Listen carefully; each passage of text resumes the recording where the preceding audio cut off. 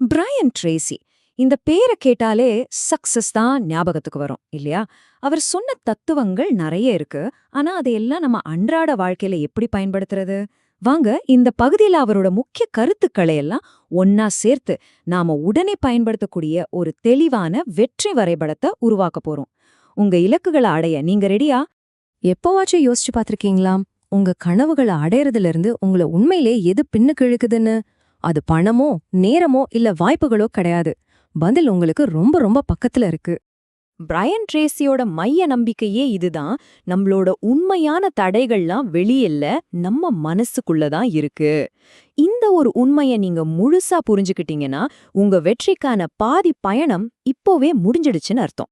So நம்மளோட இந்த பயணத்தை 5 முக்கியமான பிரிவா பார்க்க போறோம். முதல்ல மனநிலைங்கிற அடித்தளம், 2வது இலக்குகள்ங்கிற வரைபடம், 3வது திறமைகள்ங்கிற கருவிகள், 4வது செயல்பாடுங்கிற கட்டுமானம், கடைசியா மக்களின் சக்திங்கிற சமூகம். இந்த 5 படிகளும் உங்க வெற்றிக்கு ஒரு தெளிவான வழிகாட்டியா இருக்கும். சரி வாங்க, முதல்ல இந்த வரைபடத்தோட முதல் மற்றும் ரொம்ப ரொம்ப முக்கியமான பகுதியான சரியான உள் அடித்தளத்தை எப்படி உருவாக்குறதுன்னு பார்க்கலாம். வெற்றிக்கு முதல் படியே இதுதான். முழுமையான தனிப்பட்ட பொறுப்பை ஏத்துக்கிறது.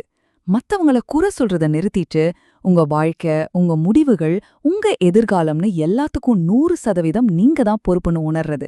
இதுதான் உங்கள ஒரு சக்தி வாய்ந்த நிலைக்கு கொண்டு போற முதல் மாற்றம். இங்க பாருங்களேன், குறை சொல்ற மனப்பான்மைக்கும் முழுமையான உரிமையுணர்வுக்கும் எவ்ளோ வித்தியாசம்னா?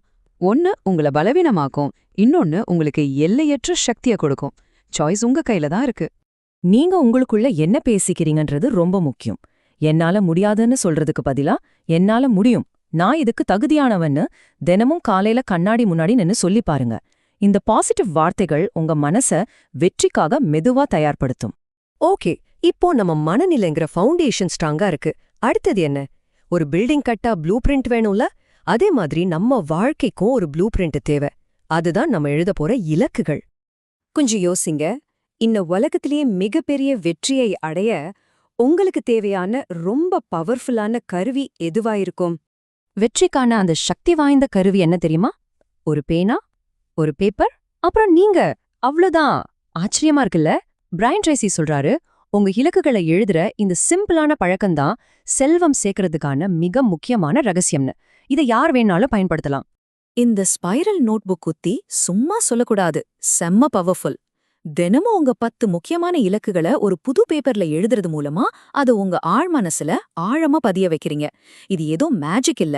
இப்படி செய்யும்போது உங்க மூளை ஆட்டோமேட்டிக்கா அந்த இலக்குகளை அடைய தேவையான வாய்ப்புகளையும் வழிகளையும் தேட ஆரம்பிக்கும். இதத்தான் ஈர்ப்பு விதின்னு கூட சொல்வாங்க. சூப்பர். உங்ககிட்ட இப்போ ஒரு பிளான் இருக்கு.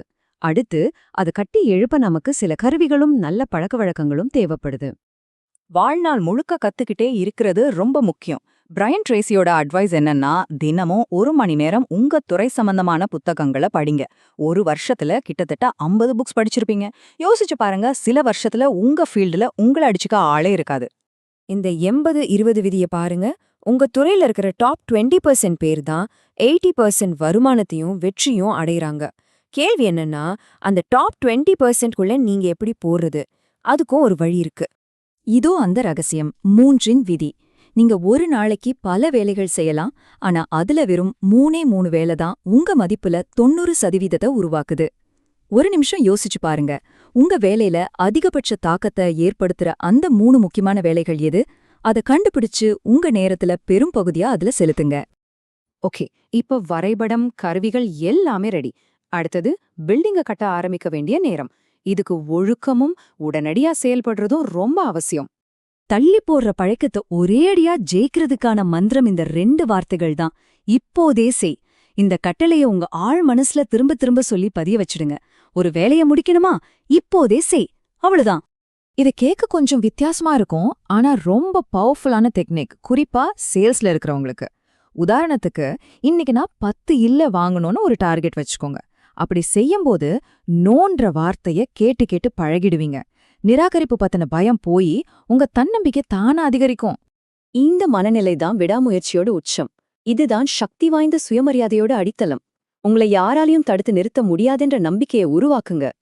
நம்ம வரைபடத்தோட கடைசியான ரொம்ப முக்கியமான பகுதிக்கு வந்தாச்சு. மத்தவங்களோட நம்ம வச்சிருக்க உறவுகளும் தொடர்புகளும் நம்ம வெற்றியை எப்படி அதிகப்படுத்துதுன்னு பார்க்கலாம். இது உண்மையிலேயே ஷாக்கான ஒரு விஷயம். நம்மளோட சிந்தனைகள், லட்சியங்கள், மனப்பான்மை இதுல 95% நாம யாரோட அதிக நேரம் செலவிடுறோமோ அவங்கள பொறுத்துதான் அமைதான். நமக்கே தெரியாம நம்ம நண்பர்களோட பழக்க வழக்கங்களை நாமளும் எடுத்துக்கிறோம். அப்போ ஒரு நிமிஷம் யோசிங்க, நீங்க யாரோட உங்க நேரத்தை செலவிடுறீங்க? அவங்க உங்கள மேல தூக்குறாங்களா இல்ல கீழே இழுக்கறாங்களா? இது நம்ம எல்லாருக்குமே வர்ற ஒரு பொதுவான கேள்விதான். மத்தவங்களோட கவனத்தை எப்படி ஈர்க்கிறது, எப்படி அவங்கள நம்ம மேல அக்கறை காட்ட வைக்கிறது? பதில் ரொம்ப சிம்பிள், ஆனா ரொம்ப ஆழமானது. நீங்க அவங்க மேல ஆர்வம் காட்டுங்க. இதுக்கு பேருதான் மறைமுக முயற்சி விதி. அதாவது, உங்களுக்கு என்ன வேணுமோ அத முதல்ல நீங்க கொடுங்க. உங்களுக்கு மத்தவங்களோட மரியாதை வேணுமா? முதல்ல நீங்க அவங்கள மதியுங்க. மத்தவங்க உங்கள நம்பணுமா? முதல்ல நீங்க அவங்க மேல நம்பிக்கை வைங்க. நீங்க எதை கொடுக்கறீங்களோ அதுவே பல மடங்கா உங்களுக்கு திரும்பி வரும். இந்த முழு விஷயத்தோட முக்கியமான கருவே செயல்பாடுதான். இவ்ளோ நேரம் கேட்டீங்க இல்லையா? இப்ப சொல்லுங்க, உங்க வெற்றியை நோக்கி நீங்க இப்போதே எடுக்க போற அந்த முதல் ஒரு ஸ்டெப் என்ன? யோசிச்சுட்டு இருக்காதீங்க, உடனே அதை செய்யுங்க.